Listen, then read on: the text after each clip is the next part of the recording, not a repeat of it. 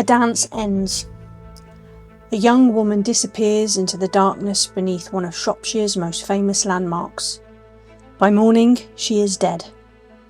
More than 80 years later, the murder of 18-year-old ATS Private Louisa Edith Jenny Price remains one of Britain's most troubling wartime mysteries.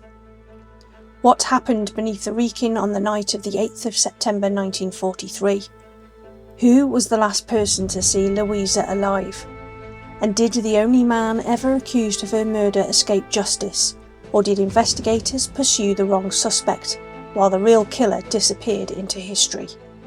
This is the story of Louisa Price.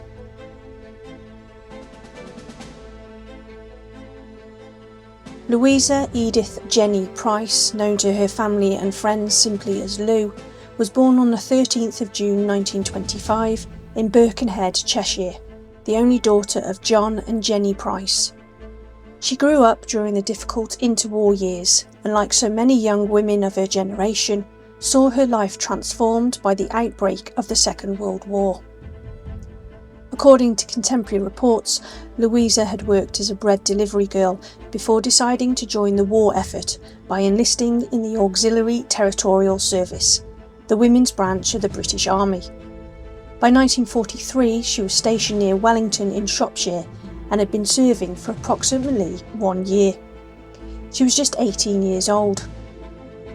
Friends later described her as sociable and popular, and evidence given during the court-martial suggested she enjoyed dancing and attended social events involving British and American troops stationed in the area.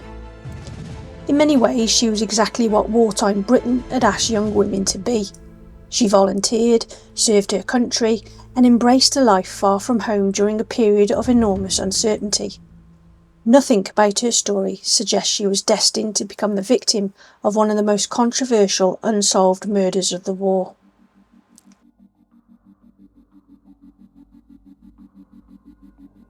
To understand the events of September 1943, it is important to understand the setting in which they unfolded. The Forest Glen Pavilion stood at the foot of the Wrekin and was a popular venue for dances, concerts, social gatherings and community events. Built in 1889, it occupied a beautiful location and was well known throughout the area. During the war, it became a meeting place where local people, ATS girls and American servicemen could gather for evenings of music and entertainment. The dance, held on the evening of the 8th of September 1943, was a farewell event attended by American servicemen based nearby at Atcham. As the evening progressed, alcohol flowed freely. Numerous witnesses later described large quantities of drinking, and many of those present openly admitted becoming intoxicated. Decades later, this would become a crucial issue because the reliability of witness testimony would be questioned repeatedly throughout the murder investigation and subsequent court-martial. The atmosphere may initially have been festive and light-hearted, but by the end of the evening several attendees were drunk and some were reportedly struggling even to stand. Nobody could have imagined that before sunrise, the area surrounding the pavilion would become a murder scene.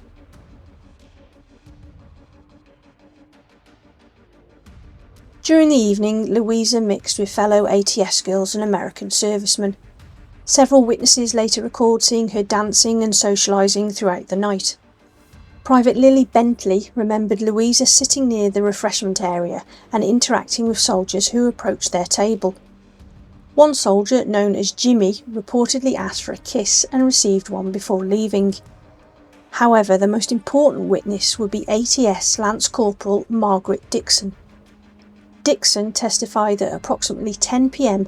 she saw Louisa leave the dance hall accompanied by a tall, dark American serviceman while the orchestra was playing the tango called Jealousy. The Birmingham Mail reported, "As the dance band was playing the tango Jealousy, ATS Private Louisa Edith Jenny Price was seen to leave the Forest Glen Pavilion with a tall, dark American soldier." This sighting became one of the most significant pieces of evidence in the entire case. The problem was that Dixon could not identify that soldier. She later told the court that she saw Sergeant Michael Pihosh at the dance that evening, but she could not say whether he was the man she saw leaving with Louisa. That uncertainty would haunt the investigation from beginning to end. After this point, Louisa disappeared. No verified witness ever described seeing her alive again.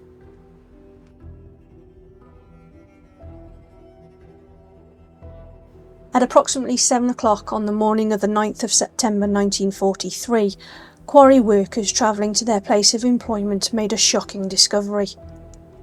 Louisa Price's body was lying among undergrowth approximately 200 yards from the Forest Glen Pavilion. The scene was extremely violent.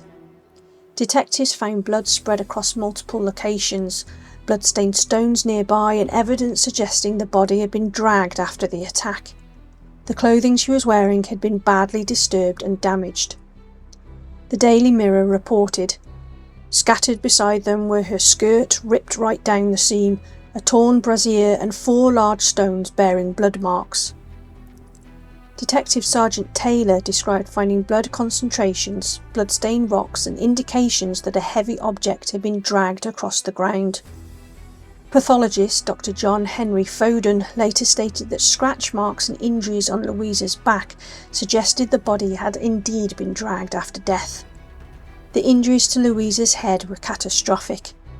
According to the pathologist, there were multiple deep wounds extending through skin and muscle to the skull itself, with extensive fracturing and severe brain trauma. The Liverpool Daily Post reported, "Death could have been due to any of 6 wounds on the head which could have been caused by a stone." Although newspapers heavily implied that an assault may have taken place, medical evidence presented during the court-martial failed to establish proof of rape. What investigators knew for certain was that an 18-year-old ATS private had been violently murdered. The race to find her killer began immediately.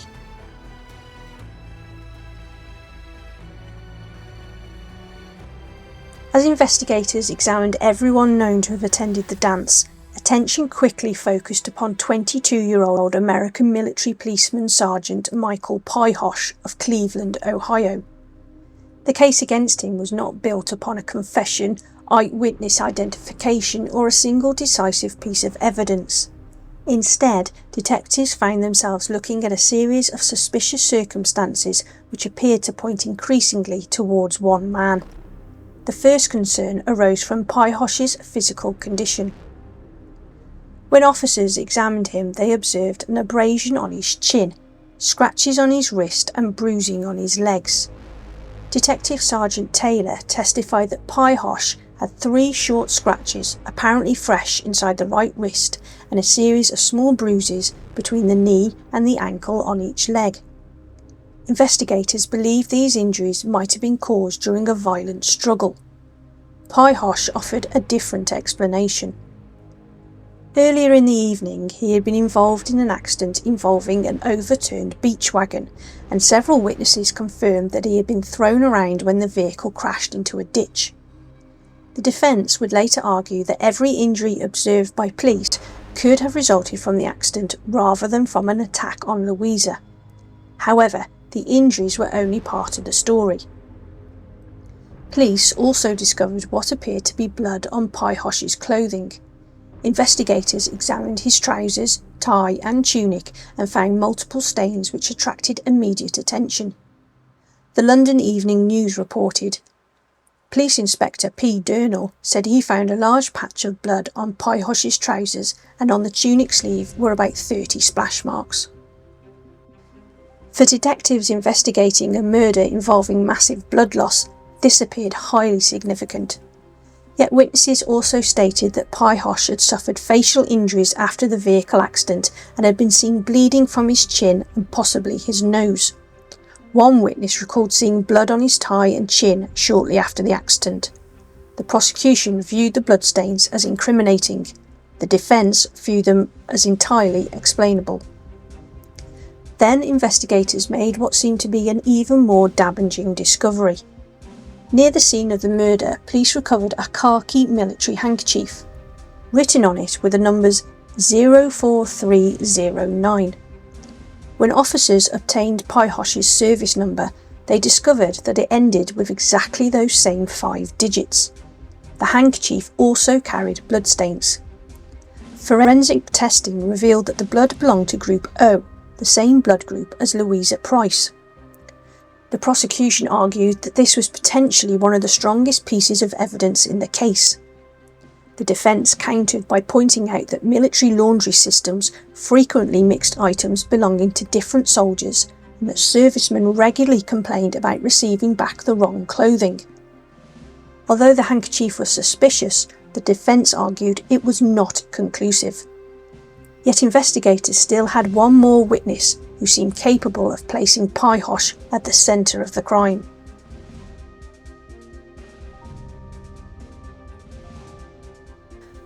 No witness would prove more controversial than Private Walter Parent. According to Parent, he encountered Pihosh after the dance and observed conduct that immediately raised alarm. Parent claimed he saw Pihosh attempting to wash stains from his trousers in a lavatory. He alleged that Pihosh was using a handkerchief while trying to remove what appeared to be blood. Parent also claimed that Pihosh admitted being with a girl. One reported version of his evidence stated that Pihosh said, "I had an ATS girl out, keep it quiet." If true, this was enormously significant because Pihosh consistently maintained throughout the investigation that he had not spent time alone with any girl during the evening. The prosecution regarded Parent as one of their most important witnesses. If Parent was telling the truth, then Pihosh had lied about his movements. Unfortunately, Parent's testimony came with serious complications. During the court-martial, it emerged that he had made multiple statements to investigators and that portions of these statements were inconsistent. The defence attacked his credibility relentlessly. At times, defence counsel went beyond suggesting inconsistency and openly implied that Parent himself knew far more about the murder than he was revealing. During closing arguments, the defence stated, "That man knows what is involved here." This extraordinary accusation transformed Parent from a key prosecution witness into a figure of suspicion in his own right. Was he exposing a murderer, or was he concealing part of the truth? The court would ultimately have to decide.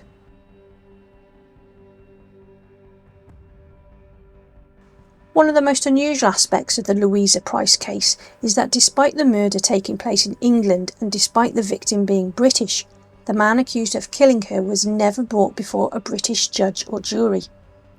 To modern audiences, that may seem extraordinary, but during the Second World War, thousands of American servicemen were stationed across Britain, and special legal arrangements governed what happened if an American soldier was accused of a serious crime. In 1942, Parliament passed the United States of America Visiting Forces Act. The Act stated, "No criminal proceedings shall be prosecuted in the United Kingdom before any court of the United Kingdom against a member of the military or naval forces of the United States of America." This meant that American servicemen accused of crimes in Britain would generally be tried by American military courts rather than British civilian courts.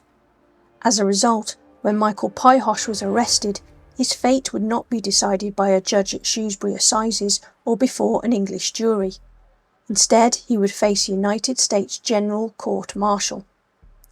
The court-martial system used by the American military during the Second World War was very different from either a British criminal court or a modern military tribunal. A general court-martial, known as a GCM, was reserved for the most serious offences, including murder. Unlike a civilian court, there was no jury of ordinary citizens. Instead, the accused appeared before a panel of military officers. In murder cases, the panel consisted of at least 5 officers, although larger panels were common. One officer acted as president of the court, while another served as a legal officer responsible for advising on points of law.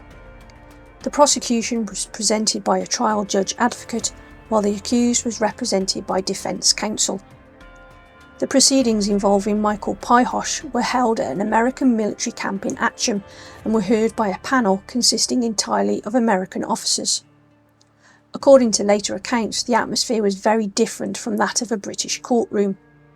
The trial took place in what was essentially an officers' club room rather than a traditional court. Contemporary reports described military personnel entering and leaving, smoking throughout proceedings, and witnesses being heard in surroundings that would have appeared unusual to British observers. The court possessed the power to impose the death penalty. Murder was one of the capital offences under the Articles of War, meaning a soldier convicted of murder could be sentenced to death.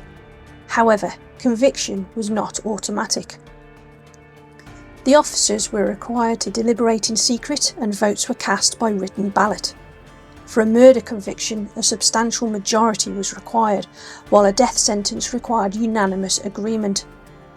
The system also incorporated multiple levels of review. Had Pihosh been convicted and sentenced to death, the case would have passed through several military authorities before any sentence could be carried out. Senior commanders and legal review boards would examine the proceedings to ensure the trial had been legally sound. In practice, military courts operating in Britain during the war were capable of imposing and carrying out death sentences. The records show that 18 American servicemen convicted of capital crimes in Britain were executed by American military authorities during the Second World War. The fact that Pihosh was acquitted, therefore, cannot be explained by any lack of power on the court's part. If the officers hearing the evidence had been convinced of his guilt, they possessed the authority to convict him and potentially sentence him to death. Instead, after hearing 7 days of evidence, they reached a very different conclusion.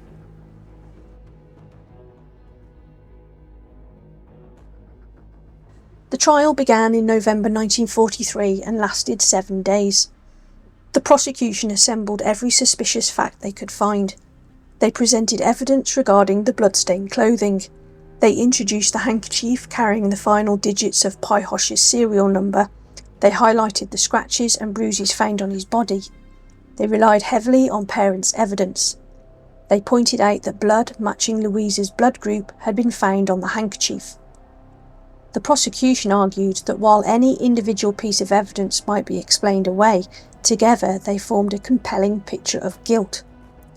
They suggested that the blood-stained handkerchief connected Pihosh to the crime scene, that the blood on his uniform connected him to the violence inflicted on Louisa, and that his injuries reflected a struggle with the victim. Most importantly, they argued that parents' testimony demonstrated consciousness of guilt, because an innocent man would have no reason to secretly wash blood from his trousers or ask a fellow soldier to remain quiet. The defence responded by dismantling each point one by one. The injuries could have originated from the overturned vehicle. The bloodstains could have come from facial injuries sustained in the accident. The handkerchief could have been mixed through military laundry systems. Parents' testimony was inconsistent. And most importantly, nobody could prove that Pihosh was the mysterious, tall, dark American seen leaving with Louisa. Several witnesses described Pihosh as catastrophically drunk by the end of the evening. One officer famously stated, "Frankly, he was drunker than a lord." Other servicemen claimed they had seen him incapable of standing properly, needing assistance from fellow soldiers and showing every sign of extreme intoxication. The defence argued that this level of drunkenness was entirely inconsistent with someone carrying out such a violent and prolonged attack, dragging a body through woodland and then calmly returning to camp. The defence repeatedly argued that there were numerous potential suspects among the Americans attending the dance, and that the investigation had focused too heavily on one individual. Perhaps their most memorable statement came when counsel declared, "There was one person who saw the murderer that night, and it is not yet too late to have an identification." It was a remarkable claim. The defence was suggesting not merely that Pihosh was innocent, but that the real killer may have been present at the dance all along.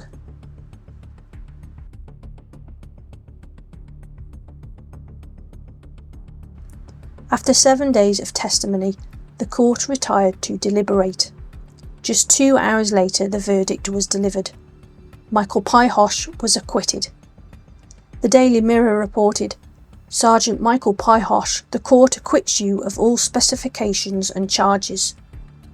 According to newspaper accounts, fellow servicemen immediately gathered round him and congratulated him. Afterwards, he spoke to reporters. His comments became infamous. I had no doubt at all about this case and my conscience is clear. He then added, my first reaction to the verdict is to discontinue drinking. While Pihosh walked free, the murder of Louisa Price remained unsolved. American authorities stated that investigations would continue. No one else was ever charged.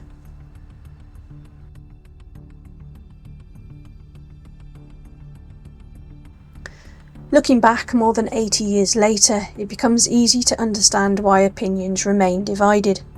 The prosecution clearly possessed a collection of highly suspicious circumstances. A young woman had been murdered after leaving a dance with an unidentified American serviceman. Pihosh had injuries on his body. Bloodstains appeared on his clothing. A bloodstained handkerchief carrying numbers matching part of his service number was discovered near the scene. A witness claimed he admitted being with a girl. Another witness recalled seeing blood on him after the dance. Taken together, these facts appeared deeply troubling. Yet every single piece of evidence came with an alternative explanation. The injuries could be explained by the vehicle accident. The blood could have come from his own wounds. The handkerchief might not conclusively place him at the scene. Parents' evidence contained contradictions. No witness could place Pihosh with Louisa when she disappeared. No witness could positively identify him as the man seen leaving the dance hall with her, and that uncertainty created reasonable doubt. Whether Pihosh was acquitted because he was innocent or because the evidence was insufficient remains one of the central mysteries of the case. What cannot be disputed is that somebody murdered Louisa Price. That person was never identified.